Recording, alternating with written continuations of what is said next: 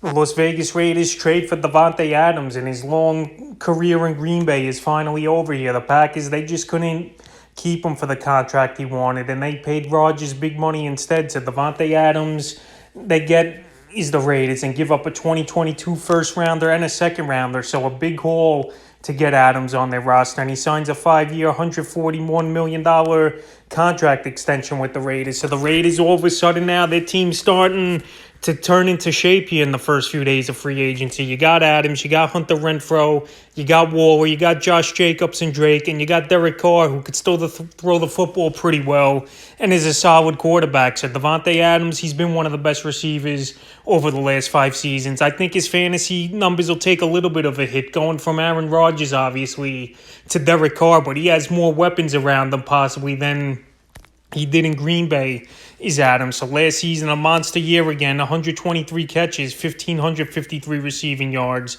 11 touchdowns, and 169 targets. So this year, going into fantasy drafts, Adams, he's a guy I'm probably going to target in the late first, early second round here. Like I mentioned, the numbers are going to go down a little bit, going from Rodgers to Derek Carr. But Carr's still a pretty decent quarterback here. And Adams, like I mentioned, he could beat anyone one-on-one. And he finds ways to get open with his great route running, his speed and agility. So right here, the Las Vegas Raiders make a big splash and trade for Davante Adams, arguably the best receiver in pro football. And we'll see if he could have another monster season in 2022.